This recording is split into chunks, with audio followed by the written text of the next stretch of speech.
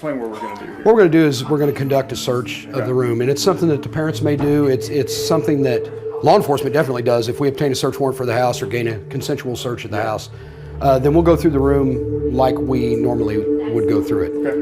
Yeah, let's go on up. Okay, so first of all, when we walk into the room, I see definite signs of usage here, particularly of fentanyl, smoking of the pills. So, along with any other time, we see a syringe here. Of course, we're going to put on gloves because we don't want to worry about contamination or absorption through our skin on any of these. So, on just an overall look of the room right now, we got definite signs of narcotics usage in here. For instance, what we have here is they call this chasing the dragon. And with chasing the dragon, what you're going to do is you're going to put a tablet, a Perk 30 tablet or any type of tablet and we have a straw there. The tablet would go there, then you would take your lighter that's over here and you hold the lighter underneath there. Meanwhile, with the straw that goes in your mouth, and you inhale the smoke that comes off the tablet. So if you're seeing tinfoil here with just a random pattern on there of a burnt scorched mark, then that's indicative of smoking tablets, Perk 30s or any other tablet there. So kids will actually put pills on there and light it underneath. Correct. And then smoke. You'd have the straw in your mouth. Okay. You notice that on the straw you've got a burnt end on the straw? Yep. Well, that burnt end is the heat that's coming back up as you're smoking this. Okay. It'll tend to melt you've got residue in the straw. There are, straws, basically cut straws, period, are a sign of narcotics usage. Sometimes they crush the tablet and snort it through a straw. What's the advantage to doing it this way then? For the user, smoking the tablet gets you a quicker high and a more intense high than any other method, because it's in the form now. It's in the smoke form, and it's in the form that when you inhale it, it goes into your lungs and it provides a rapid transfer of the high straight into the bloodstream through the lungs. So. Like I say, what we have here is 100% indicative of smoking tablets. You have everything you need right there, short of the tablet. And a tablet could contain fentanyl. Right? Correct. Could contain fentanyl. There's people smoke tablets that don't contain fentanyl. But you never know. You never know. And nowhere on any prescription that you're ever going to get is it going to read smoke 3 tablets daily. It's not going to read that. That is not an accepted medical usage of any prescription that we have, of any pharmacy type prescription that we have. So, like I say, right here we got a lighter, we've got a straw, and then we got numerous pieces of tinfoil here that are indicative of smoking tablets here. So, along with that, we've got like I say, more pieces here. Some are going to be more burnt than others. Generally, what you're going to see is black mark on the backside where heat's been held to it. So if we go through all this here, and of course we have a syringe here. Now, a syringe is going to be more indicative of, say, methamphetamine usage, heroin usage, and things like that. So we have a syringe here. If we look down in here, what we're going to do is when I search a room, and parents need to do this when they search, is search with the expectation of finding. Search with the expectation that I have something in here and I'm going to find it. So you're going to search every nook and cranny. You're going to look for instance, in water bottles, in flasks, underneath lamps, in lampshades. Any container, any place that could contain what you're looking for, you're going to search. What else? Is there something else down in here? For instance, I see right here, this right here is going to be methamphetamine. Now granted, that would be an extremely large, if it was a user amount, that's more indicative of distribution right there, that amount of methamphetamine. Methamphetamine has gotten very cheap over the years. So having a large, say an ounce of methamphetamine doesn't cost near what it used to. We're gonna pretty well toss the entire room in a kind of a systematic order. Whenever we execute search warrants, whenever I'm in a room, I start at the same place and I work myself around. Now granted, that's different with every room that you're in. Yeah. But we're gonna toss the bed, we're gonna pull the blankets back off the bed, we're gonna look underneath the mattress, gonna look underneath the bed, and search, like I say, with the expectation of finding. So if yeah, absolutely. As a parent, when I have suspicions, or when I think that if I have suspicions, where should I search in a room? Should I search everywhere? Should I search a couple of different places? Where are the key places you think I need to search? The key places, a lot of times, are going to be around the bed. They're going to be in drawers in here. For instance, right now we see paraphernalia. It's going to be in your drawers. It's going to be in hanging clothes. It's going to be the pockets of the hanging clothes. It could be a shoebox in the corner. It could be underneath a laundry type hamper. It could be anywhere. If I was, and here's the way I look at it, if knowing what you know, if I was trying to hide something from me, where would I hide it? And we have found it everywhere. I've found it in a Bible. I've found drugs in a Bible, because people think, oh, no one's going to put drugs in a Bible. That's right. So that's where they're going to hide it. So any place that you would think, if I was trying to hide it from me, where would I do it, is the places you're going to search. Yeah. For instance, we have this ledge up here above the window. Why not back in that corner, back behind the picture, in the ledge in the window? Register up here? Registers.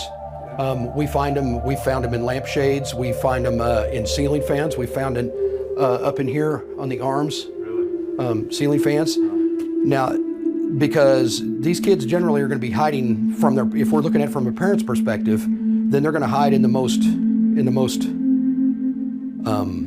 I guess, awkward place, or the most unsuspecting place that you would ever think of finding it. If I'm a parent, my kid who doesn't want me to find anything, if I'm a parent, I've got to lurk in some places you would never think of. Exactly. Yeah. Search with the expectation of finding. So you're going to search everywhere. The open and blatant places that we see here, for instance, I know that I've got paraphernalia here. I could have, that's paraphernalia indicative of heroin usage right there. We've got a burnt spot on the bottom of the spoon. We have a kind of a black tarry looking substance. The majority of heroin that's found west of Mississippi is called black tar heroin. And black tar heroin looks exactly what the name says. It looks like a chunk of black tar. Heated up in a spoon, filtered through a filter before injecting. We have a lighter here, of course. We have a scale. We have a meth pipe here. These are sold at a lot of gas stations. They have a rose down the middle of them, so they're not being sold as quote-unquote paraphernalia. They have the little red rose in there, and they peel the red rose out. That's methamphetamine residue in here. Drop a rock there, light it up with a torch lighter, and inhale it through the stem there. So if I know I've got this here, I know, for instance, this is going to be an area where it's generally going to be used. Yeah. So what I'm going to do is I'm going to go to opening drawers. I'm going to look all around. Well, something fell underneath the drawer there. What do I have here? I've got another lighter. Yep. So, for instance, we had tablets here, so we're going to look at these. Generally, if you find tablets here and the foil's intact, it's sealed, then depending on what it is, then you know that's legit. Yep. So we've got another syringe down in here that I guess obviously was hidden up under here. So you're going to look down through here. You're going to see general paperwork. Now, if you find some what we call ledgers, which would be, bill 50.5. I owe them $50 for, whatever, or measurements or anything like that. Now we're looking at what we call a dope ledger. It's not necessarily indicative of distribution. It could be indicative of what do I owe these people, or what do these people owe me, with measurements and then monetary amounts written on it. So, For instance, if I was searching here and saying we've already searched underneath the bed, I'm going to peel up areas of this rug. I would peel this rug back because what better place to hide it than actually under the rug? You're stepping right on top of it. So if they know where it is, then it's no big deal. And like I say, if we worked around over to here, I would search the shoes. One thing's for sure: be careful about sticking your hand or anything down in a shoe, because you never know if there's a syringe or something in there you could get stuck. So we're going to search in the shoes. We're going to search in the bag. Okay. Just a hair clip in there. Just a hair clip in there. Oh. So here, this is indicative of distribution here. Something like this would be here. We have a lot of what appears to be Xanax tablets in there. In today's environment, number one, you're never going to receive a prescription of Xanax that's going to be in that particular quantity right there. But number two, we're finding more and more Xanax tablets are becoming laced with fentanyl also. Really? So what does a Xanax tablet look like? Round or a rectangular type square shape. Yeah. They're normally divided in you'll have several score lines on the front of the tablet. Yeah. And these are fake or these are real? These are fake tablets here. These are fake tablets here. And these could be laced with fentanyl? These could be laced with fentanyl. They're lacing any type of tablet right now with fentanyl that they can, because it's not about fooling the customer.